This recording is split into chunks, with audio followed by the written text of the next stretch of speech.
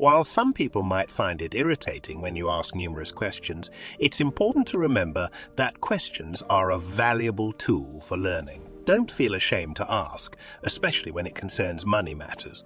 As the famous Robert Kiyosaki once stated, the most successful people in life are the ones who ask questions. They're always learning, always growing, always pushing. If you're looking to transform your financial life, you're in the right place. Stick around until the end to uncover the secrets of Nova Society. Today, we're diving into 7 common financial questions that cross your mind regularly. But wait, there's a twist. I'm presenting these answers in a fresh format you've never encountered before. And here's the exciting part.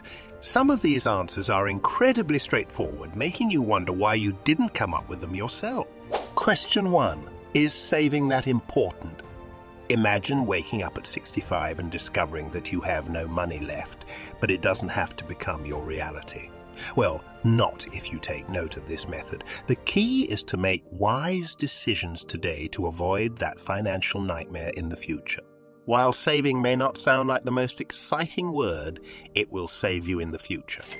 It's not just about putting money aside for those rainy days, although that's crucial too.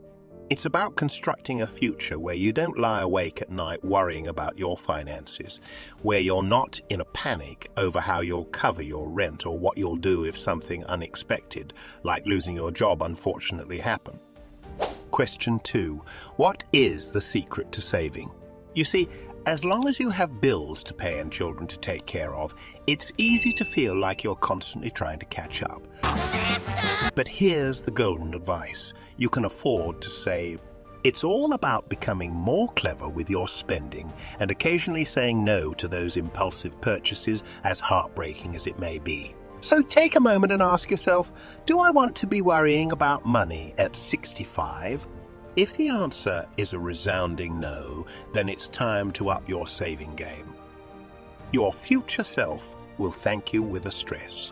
Free retirement, a comfortable home, and maybe even that dream car. Now you're probably thinking, I'll start saving more once I get that raise or when the car is paid off. But in reality, these are all excuses. And guess what? It's not about how much you want to save, not at all. It's about something much more powerful, which is your emotions. We all nod along when someone talks about saving, but let's be real, most of us aren't exactly good at it. And why is that? Because there's always that shiny new gadget calling your name, that must have designer bag, or that irresistible vacation package. Before you know it, your hard-earned money slips through your fingers and your savings plan takes a back seat. It vanished? But here's the thing, we can all save. It's just that our little indulgences and guilty pleasures often get top priority. The trick is to make saving so important and so urgent that it becomes the top priority on your list. Imagine this. Your child needs a life-saving operation that costs $20,000 and insurance won't cover it. Could you gather that money in 9 months? I bet you'd move mountains to make it happen. You'd hustle like never before, cut out all the extras, and become a saving machine. Because suddenly, saving isn't just nice to have. It's a must-have, and that, right there, is the secret. Care about saving so deeply, so emotionally, that it becomes non-negotiable. It's about harnessing those powerful emotions like fear or anger and letting them guide your financial decisions. Let's face it, we're all a bit guilty of letting those clever ads and flashy marketing campaigns mess with our feelings, convincing us that wants our needs. But here's the deal, we can flip the script. No matter how savvy or educated we are, if saving isn't where it should be, it's time for an emotional and financial reset. Question 3. How do I get started with investing? You can begin your investment journey, particularly with mutual funds, with just $250 or $500 as an initial lump sum.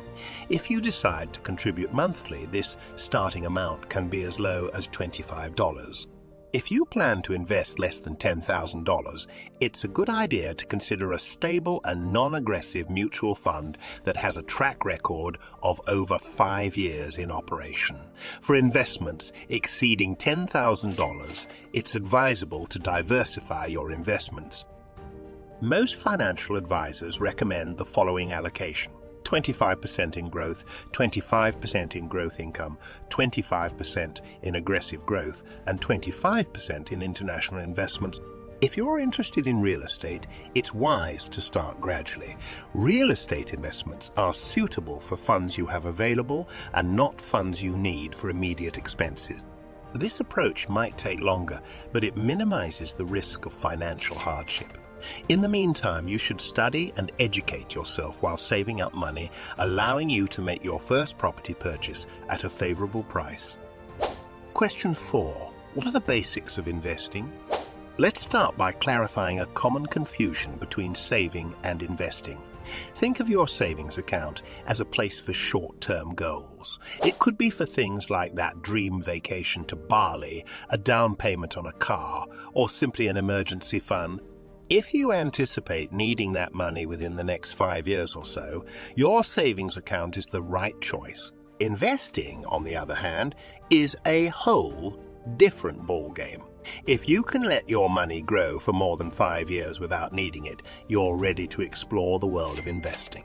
However, it's not merely about tossing your money into the stock market and hoping for the best. The stock market can be quite volatile. If you're thinking about buying individual stocks, remember it's next to putting all your eggs in one basket. If that company's stock takes a nosedive, your investment could plummet with it. As for bonds, think of them as lending your money to a company. If the company goes under, retrieving your money might be as challenging as finding a needle in a haystack. Thankfully, there's a solution called index funds. Index funds like the S&P 500 track the performance of 500 of the largest companies listed on US stock exchanges. It's one of the most commonly monitored equity indexes. As of December 31, 2021, more than $7.1 trillion was invested in assets linked to the index. A rule of thumb when it comes to investing is to never invest in something that you don't understand. Take the time to get to know it, comprehend it, and then consider investing in it. Question 5. How do I set short-term and long-term investing goals? Well, let's kick things off with a conversation, either with your partner or some introspective self-reflection. The goal is to pinpoint your financial goals. Write these down and arrange them in order of importance. If you're working together with someone, blend your lists to encompass both of your priorities. Now, let's add some structure. Split these goals into 2 categories, short-term and long-term. Next, create a list distinguishing between needs and wants to help you sift through them. Here's where it gets interesting. Take a close look at your list and ask yourself, will this significantly improve my life if I delay it for a year? If not, it's probably a want. Now, it's time to rank those needs and wants. Continue and do some detective work to figure out the associated costs. Add up the costs of your needs, divide that by 12, and voila, you've got your monthly savings target. Slot that into your budget and watch your goals start coming to life. It's essential to remember that cash is your ally here. It can stretch your budget and often land you a better deal.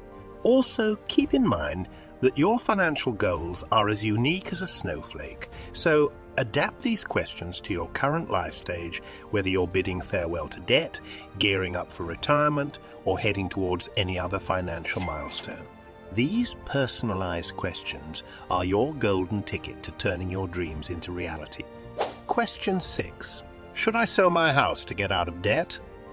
If a significant chunk of your after-tax income is heading straight into debt payments, you might be tempted to think that selling your home's a quick fix. But hold on, unless you're expecting a significant windfall soon, let's take a step back and carefully consider this. The temptation of using the proceeds from selling your home to eliminate your debt is just so convincing that you are considering giving in. However, if that's the sole reason you're contemplating this move, let's pause for a moment. Typically, there are alternative approaches to address your debt load without resorting to selling your home. Now, here's the crucial part. If you have other compelling reasons to sell your home, such as a desire for a change of scenery or downsizing, it could turn into a win-win situation. Just remember to thoroughly think it over, explore your options, and ultimately make the decision that aligns best with your unique circumstances and preferences. Question 7. Does it help to transfer credit card debt to another card? Occasionally, it can be beneficial to move your credit card debt to another card with a lower interest rate, which can help you save some money. However, there's a potential pitfall. You might get a false sense of accomplishment and become less motivated to pay off your debt. While shifting to a lower interest rate is a step in the right direction, it's just a small piece of the solution, accounting for about 2% of the fix. The remaining 98% is taking decisive action to address your debt. The issue isn't the $100 you'll save on interest. It's the $2,500 debt itself that needs your attention. Asking the right questions, particularly in financial matters, is very important. When you ask the right questions, you gain a deeper understanding of suitable strategies and alternatives at your disposal. This enables you to assess various choices and determine the most suitable one that aligns with your financial goals. Always remember that he who asks a question remains a fool for 5 minutes, but he who does not ask remains a fool forever. Are you exploring personal finance and generational wealth? Take advantage of our channel. Subscribe today for videos that enhance your financial prowess. Please click on the next video for more financial wealth building strategies.